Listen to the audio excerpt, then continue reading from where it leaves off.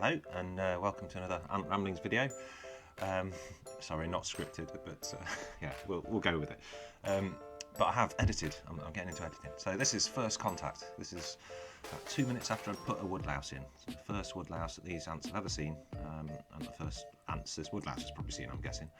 But it's a good example of, I should say, no woodlouse were harmed in the making of this video. Agitated, bit annoyed, but not harmed, I don't think. As you can see, and there's a nice fruit fly. As you can see, I think woodlouse are almost designed to be anti-ant armour. As you can see, it just clamps down, and they just can't get in. They're doing the best, but it's not having it. Yeah, and I mean they're very interested, and I wanted to see what happened. I put one in, thinking, well, let's just see. It's not a massive, it is a big outwheel for these, but it's not a big tank. It's not a proper tank. It's not a proper, what do you call it?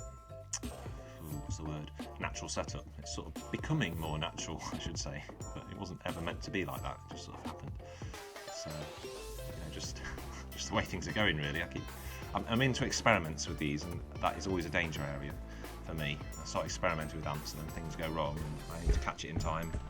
Otherwise, I end up with dead ants. But I think I've learnt most of my lessons. But yeah, you can see he's getting a bit annoyed now. This one just doesn't ever leave him alone, and he's like wandering off. But whilst this was happening, I'd made my mind up and decided to put a bit of a distraction in. So I went running off upstairs, got myself a mealworm, an actual live mealworm. So for the first time in months and months, and they're actually having live, well, freshly killed food. There you are. This was a distraction for the old woodlouse, really, but they absolutely loved it. I've not seen this sort of feeding response in months. This many will come out straight out. They went wild for it. So, I mean, it's obvious, isn't it? They'd like freshly killed over frozen, but they do eat the frozen. And the reason for freezing it all is I've just got so much of it. I'm breeding all my own live food. I'm freezing it, basically. And the idea was that will keep off the mites as well. Because I've lost too many ants over the last year from mites. It's my biggest bugbear. As you can see, I've got some nice shots here. The Ruginodis, they're just amazing ants. I'd recommend these to anyone as, if you were going to get into ants, get Ruginodis or Rubra. They're very, very similar, very similar. In fact, if you look at the antennae, you can see the little elbow joint on the antennae. That's Ruginodis, whereas Rubra are much more curved, I think. I think there's some little spines that stick out the back of the thorax as well. I can't remember which one. Other than that, they're basically the same. And I think, from what I can gather, and people say as well, is that Ruginodis are very calm. I mean, you can do anything with these, so they don't seem to react to vibration, light. I don't know. They're so calm, so easy to keep, it seems. Yeah, I mean, Antscapes, Ryan Antscapes. If you don't know Antscapes, you should. If you're watching this, Antscapes, best bloke for natural setups. But he reckons that they're almost immune to mites. They seems to get away with all sorts on his. Feeds them all sorts, and they just get away with all sorts. So they're a great beginner species. That was a piece of melon. They love melon. Well, these like it. They sit on it and eat it, but they're not. It's not their favourite fruit. But that's what I mean with Ruginodis. You've got no problem chucking bits of fruit in. You need to, obviously, with all ants, you need to either peel it or just put the flesh of the fruit in.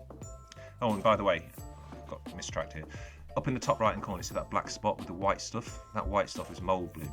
Now, I've got a bit of a phobia against mould going off in this tank. The reason I've done this, so this is a huge amount of springtails, is because they dragged that mealworm all the way into the nest, and it's not coming out again. And I'm really worried about some kind of big mould outbreak because I keep this nest really humid. Yeah, you'll see me humidifying it, what we call it, later on. But so I decided to put all this in. So it's a lot more springtails, as you can see. I didn't think it would cause that much of a problem. The ants are very interested. There's a bit more to come about that, but yeah, you can see them sort of following it around. I don't think they can actually catch them. I did this with my Auroventris, and they went on a murder spree and basically killed off about 30 of the adults. The Auroventris, they've left some of the little ones, and I think they are doing the job for the Auroventris. But yeah, these Ruginodis, I've never seen one actually catch one. They look like they're ganging up in a minute, but they don't actually catch them, as far as I can tell. I never saw a single one, and I was watching for quite a long time. And they, there's times when they are really following around, doing their best, but I just don't think they ever really get to them. Yeah. So here you see the nest entrance, and you can see they're getting really interested. It's quite nice seeing so many coming out of the nest at once, and they really do. But I think this is where I put in the experiment. This is the experiment in charcoal, because they obviously don't mind the charcoal. So I put in this little thing of dry charcoal. I've broken some up. I use a pillowcase and a hammer, smash it up in small bits. It mustn't ever use lump wood, because that has chemicals in it. This is just normal. No, mustn't ever use briquettes. This is lump wood. Get that right. Briquettes can kill your ants. Anyway, I decided to wet it. You can see he's coming over to explore, have a look. So any second now you'll see a dropper come in. I think I put 3 large drops in. And my idea was just find out, because obviously charcoal purifies in natural setups. It's good to put in there as a way of purifying water, keeping things fresh. I thought, will the ants recognise that? Will they know it's a good thing for them?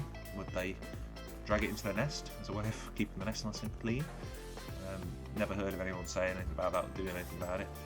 Did a bit of research on the internet, and it showed the only mention really of ants and charcoal was, I think it was Australian. It was saying put it around your barbecue to stop the ants, but it's just like using chalk to break up the scent trail, basically. That's all it was. It wasn't saying they particularly disliked charcoal. Well, these ants don't, and neither do Auroventris. I can say that much anyway. Maybe some ants do. But you see one bit dropped out there. That came out. So this was Saturday morning, I think it was. Yeah, when I put that in. Oh, I'm calling this the Springtail Star Destroyer. On the right there, I moved those 2 chunks around, took that mouldy piece of clay out that you saw earlier on. But yeah, here you go. I think that's because they're ganging up on loads of springtails underneath it. I think that's what it is. But I still never saw any actually catch any. There was loads of action all around that piece. I've left it where it is now. I might get rid of that one because it's in the way of it. But yeah, the ants were just interesting on the right here. Those 2 look like they were in sync. So I kind of hunt down their springtails in sync. Yeah. But here we are. Here's the Springtail Star Destroyer. It just look, if you know your Star Wars, you know your Star Destroyers. It was by accident. That's just where I put it, and that's what occurred to me afterwards. But yeah. And it's turned into the Springtail home really in the tank for the adult springtails. That's brewer's yeast I put on, and I've had a massive springtail growth. I'll show later at the very end of the video. I put my clean springtail culture, and I started off with a very small one from Wakushi, probably November time, beginning of November, and now I've got tens of thousands, literally. I think I've got 7 tanks upstairs, or setups anyway, with isopods and roaches and stuff like that in it.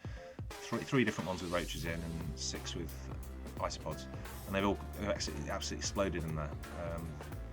Yeah, so I've got no shortage of springtails, which brings me on to another project, which will come in.